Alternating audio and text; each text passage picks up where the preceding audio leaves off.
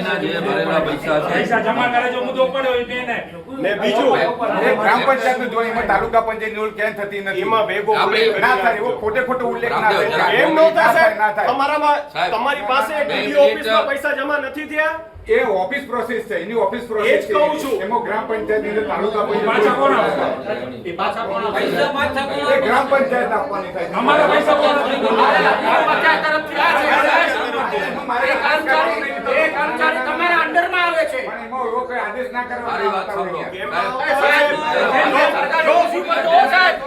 સરકારી ખુરશીમાં આવી રીતે જવાબ ના આપો તમે આવી રીતે જવાબ ના આપી શકો ગ્રામ પંચાયતને જોવાનું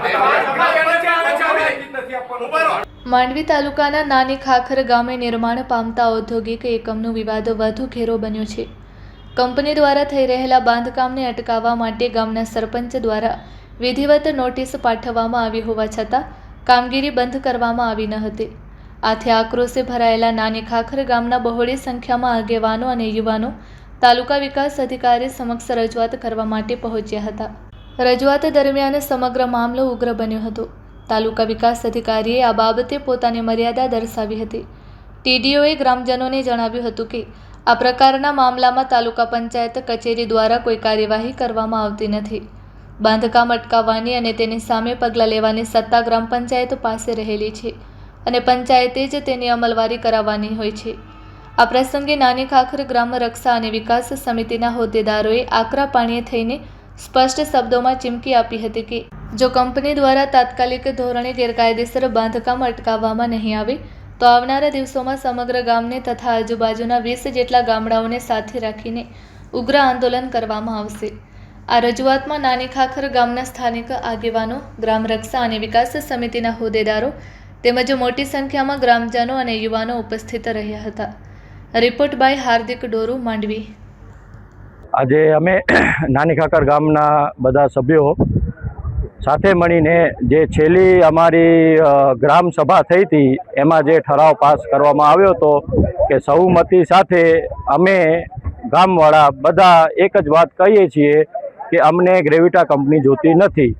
એ સંદર્ભે અમારી ગામ લોકોની એક ટીમ કાલે કંપનીમાં નોટિસ દેવા ગઈ હતી અને કંપનીના સાહેબોનું કહેવું એવું હતું કે ગામ સભાની આ નોટિસથી કાંઈ નહીં થાય, તમે ટીડીઓ સાહેબની નોટિસ લાવો તો જ અમે કામ બંધ કરીએ. તો એક અંતર્ગત આજે અમે ટીડીઓ સાહેબને મળવા આવ્યા હતા. ટીડીઓ સાહેબનું કહેવું એવું છે કે આમાં મારી સત્તાનો ક્યાંય કંઈ રોલ આવતો નથી. તો અમે આ વાત ટીડીઓ સાહેબની અને કંપનીના જે પણ મોટા અધિકારી છે એની સાથે વાત કરાવડાવી અને સાહેબે ભાર મૂકીને કીધું છે કે મારું નામ બીજી વાર ક્યાંય ટીડીઓનું નામ લેવાનું નથી, કારણ કે ટીડીઓનો આમાં કોઈ રોલ નથી થતો. ગ્રામ પંચાયતે પહેલાં મંજૂરી આપી હતી, પછી ગ્રામ પંચાયતે મંજૂરી રદ કરી છે. તો હવે એ ગ્રામ પંચાયતનું જ કામ છે કે આ ગ્રેવિટાને જે પણ મંજૂરી રદ થઈ છે એનું નિરાકરણ લાવે. એટલે અમે હવે ગ્રામ સભા બીજી વાર ગોઠવશું અને આમાં કઈ રીતે કાયદાકીય રીતે અને પોલીસ બળ સાથે રાખી અને કંપનીનું કામ અમે બંધ કરાવવા માંગીએ છીએ. અમારે કંપનીને કોઈ ઉપર હાથ ઉપાડવો નથી કે કોઈ સાથે કાંઈ કરવું નથી. જે કાયદાકીય રીતે થશે એ રીતે અમે કંપની બંધ કરાવશું. એના માટે આજે ટીડીઓ સાહેબની મદદ લેવા આવ્યા હતા, પણ એમનું ચોખ્ખું કહેવું છે કે ભાઈ આમાં અમારો કાંઈ રોલ થતો નથી. મારું નામ મુકેશ કાનજીભાઈ મોથારિયા છે. હું નાની ખાખર ગ્રામ રક્ષા અને વિકાસ સમિતિનો પ્રમુખ છું. આજ રોજ અમે લોકો અહીંયા આવ્યા હતા. અમારા 11 તારીખ જે ગ્રામસભા ઐતિહાસિક ગ્રામસભા બોલાણી હતી તેમાં 1500-2000 માણસો ભેગા થયા હતા. ત્યારે બધાએ નિર્ણય લીધો હતો કે આ કંપનીની બાંધકામ મંજૂરી તત્કાલ ધોરણથી રદ કરવામાં આવે છે. અમે રદ કરવા માટેનું અમે નિર્ણય લીધો હતો. એ ગ્રામસભાના ઠરાવની અમલવારી માટે અમે લોકોએ કલેક્ટરશ્રીને, ટીડીઓશ્રીને અને સરપંચશ્રીને બધાને અમે એના પત્ર દ્વારા 13 તારીખના અમે રજૂઆત કરેલી કે આ કંપનીનું કામ ગેરકાયદેસર જે અત્યારે ચાલી રહ્યું છે, જે બાંધકામ મંજૂરી ગ્રામ પંચાયતની જે હતી એ ગ્રામસભાએ રદ કરી છે, તો એ કામ બંધ કરવામાં આવે. એના માટે થઈ અમે લોકોએ આજે અહીંયા આવ્યા હતા કાલે. કારણ કે કંપનીને જ્યારે નોટિસ આપવામાં આવી તો કંપની તો હજી ચાલુ નથી થઈ ને. કંપનીએ તો પોતાના સમજી લો કે જે એને કોઈ પણ સરકારી તંત્ર હોય કે રાજકીય કોઈ પાર્ટીના અગ્રણીઓ હોય એને છાવરતા હોય એવું અમને લાગી રહ્યું છે.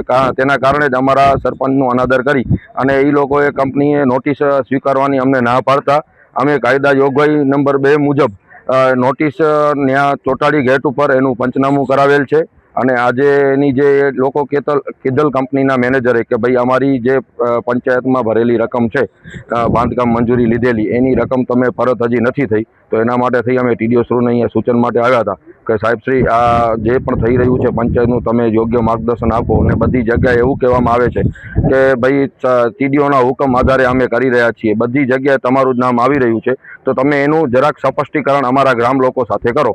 ત્યારે પછી ટીડીઓ સાહેબે કીધું કે એનામાં મારું કોઈ રોલ આવતો નથી, જે કરવાનું થાય છે એ પંચાયતનું કાર્ય છે અને તલાટીએ જે એની બેદરકારી કરી છે એના માટે આજે અહીંયાથી લેખિત અમને આપવામાં આવ્યું છે કે એ તલાટી અને સરપંચને જે કરવાનું થાય છે તો એમને અહીંયાથી લેટર પણ મોકલવામાં આવ્યો છે ને એના અનુસંધાને ફી પરત કરવામાં આવશે.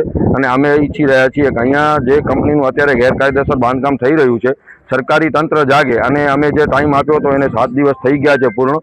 હવે અમારી તૈયારી છે કે આજના દિવસે જો કંપનીનું બાંધકામ બંધ નહીં થાય તો અમને ઉગ્ર આંદોલન કરવાની ફરજ પડશે. એના માટે ટોટલી જવાબદારી અહીંયાના વહીવટી તંત્ર અને અહીંયાના જે સરકારી તંત્ર છે, અહીંયાના ધારાસભ્ય છે એમની પણ રહેશે, કારણ કે મત માંગવા એ લોકો બધા આવી જાય છે. પણ અત્યારે જે અમારો આવડો મુદ્દો ચાલી રહ્યો છે ત્યારે એમને અમારા માટે, અમારા ગામ માટે 5 મિનિટનો અમારા તાલુકાના સભ્યો હોય કે જિલ્લાના સભ્યો હોય એમને અત્યારે અમારા ગામ માટે એટલો સમય નથી.